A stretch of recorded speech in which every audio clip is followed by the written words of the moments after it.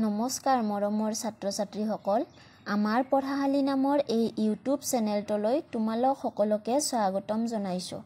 এই ভিডিঅ'টোত তোমালোকৰ আমি আৰু আমাৰ পৰিৱেশ কিতাপখনৰ প্ৰথম অধ্যায় আমাৰ পৰিৱেশৰ প্ৰশ্ন উত্তৰসমূহ আলোচনা কৰিম।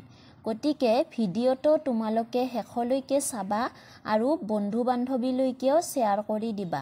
বলা এতিয়া আমি প্ৰশ্ন উত্তৰসমূহ আলোচনা কৰোঁ। 1 নম্বৰত উত্তৰ লিখা দিছে। ক নম্বৰ প্ৰশ্নটো হৈছে পৰিৱেশৰ জৈৱিক উপাদানকেইটাৰ নাম কি কি? উত্তৰ পৰিৱেশৰ জৈৱিক উপাদানকেইটাৰ নাম হৈছে উদ্ভিদ, প্ৰাণী, চৰাই-চিৰিকটি, কীট-পতংগ, অণুজীৱ আদি। খ নম্বৰ প্ৰশ্নটো হৈছে পেঙ্গুইন চৰাইৰ গাৰ গঠন কেনেকুৱা? উত্তৰটো চাবা। পেঙ্গুইনৰ গোটেই গাটো সৰু সৰু পাখিৰে আৱৰা। ডেউকা দুখন সৰু আৰু ঠেং দুখন চুটি।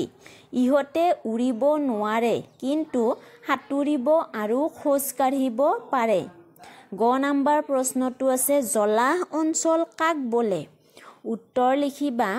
সাময়িকভাৱে বা স্থায়ীভাৱে জলমগ্ন হৈ থকা মাটিভাগকে জলাহ অঞ্চল বোলে।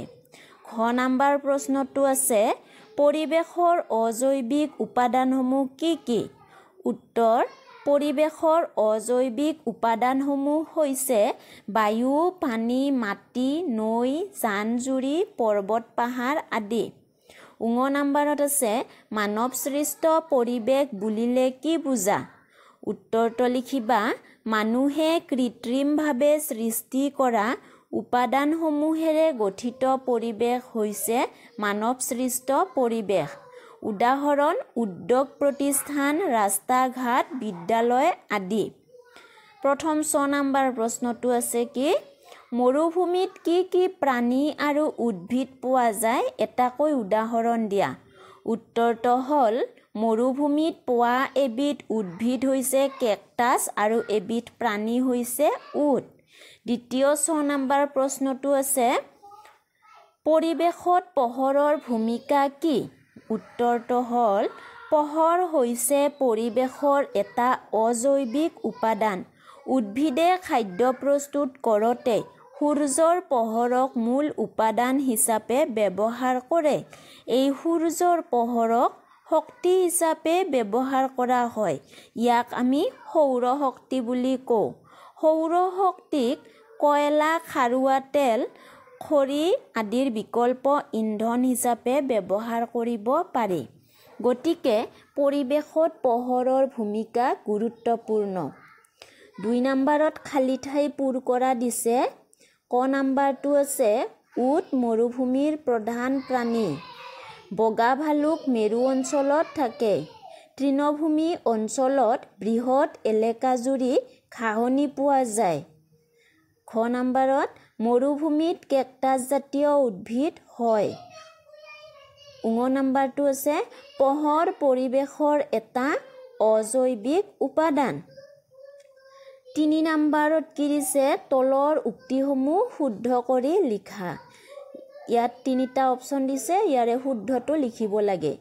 বগা ভালুক, হৰিণা, জেব্ৰা মেৰু অঞ্চলৰ প্ৰাণী। ইয়াৰে শুদ্ধ উত্তৰত হ'ব বগা ভালুক। বগা ভালুক মেৰু অঞ্চলৰ প্ৰাণী এনেকৈ লিখিবা।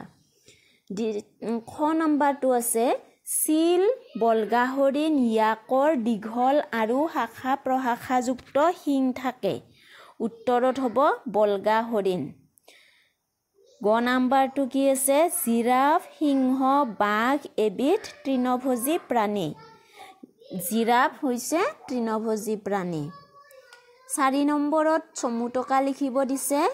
জলাহভূমি, অণুজীৱ, পানী আৰু বায়ু। প্ৰথমটো আছে জলাহভূমি। উত্তৰ লিখিবা। সাময়িকভাৱে বা স্থায়ীভাৱে জলমগ্ন হৈ থকা মাটিভাগকে জলাহভূমি বুলি কোৱা হয়। মাটি আৰু পানী ইয়াৰ প্ৰধান উপাদান। ইয়াৰ উপৰিও পানীত ওপঙি থকা পুনি, মেটেকা আৰু পানী জুৱলিত গজা নলসাগৰি, ইকৰা, তৰা, দলঘাঁহ, কলমৌ, বিভিন্ন ধৰণৰ কচু, ঢেকীয়া, বিহলঙনি আদি জলাহভূমিত পোৱা যায়। তাৰপিছত আছে অণুজীৱ। অণুজীৱসমূহ হৈছে পৰিৱেশৰ জৈৱিক উপাদান। বেক্টেৰিয়া, ভাইৰাছ আদি জীৱসমূহেই হৈছে অণুজীৱ। ইহঁত ইমানেই ক্ষুদ্ৰ যে খালী চকুৰে দেখা পোৱা নাযায়। এইবোৰক অণুবীক্ষণ যন্ত্ৰৰ সহায়তহে দেখা যায়। সেয়েহে ইহঁতক অণুজীৱ বোলে। ইহঁত বায়ু, পানী, মাটি সকলোতে থাকে। কিছুমান বেক্টেৰিয়াই মৃত উদ্ভিদ বা প্ৰাণীৰ পচন ঘটাই পচনসাৰ তৈয়াৰ কৰে। শেষৰটো আছে পানী আৰু বায়ু। পানী আৰু বায়ু হৈছে পৰিৱেশৰ অজৈৱিক উপাদান। পৃথিৱীৰ মূল উপাদানসমূহ হৈছে মাটি, পানী আৰু বায়ু। মাটিৰ নিচিনাকৈ পানী আৰু বায়ু অবিহনে পৃথিৱীত প্ৰাণীৰ জীৱন সম্ভৱ নহয়। বায়ু এবিধ গেছীয় পদাৰ্থ আৰু পানী হৈছে এবিধ জলীয় পদাৰ্থ। দুয়োবিধৰে নিৰ্দিষ্ট কোনো বৰণ আৰু আকাৰ নাই। বায়ুৱে গোটেই পৃথিৱীখনক আৱৰি ৰাখি সূৰ্যৰ হানিকাৰক ৰশ্মি আৰু তাপৰ পৰা আমাক ৰক্ষা কৰি আছে।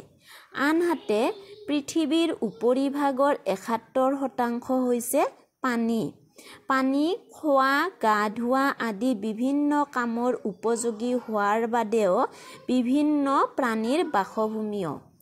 মৰমৰ ছাত্ৰ-ছাত্ৰীসকল, আজিৰ ভিডিঅ'টো ইয়াতেই শেষ। ধন্যবাদ।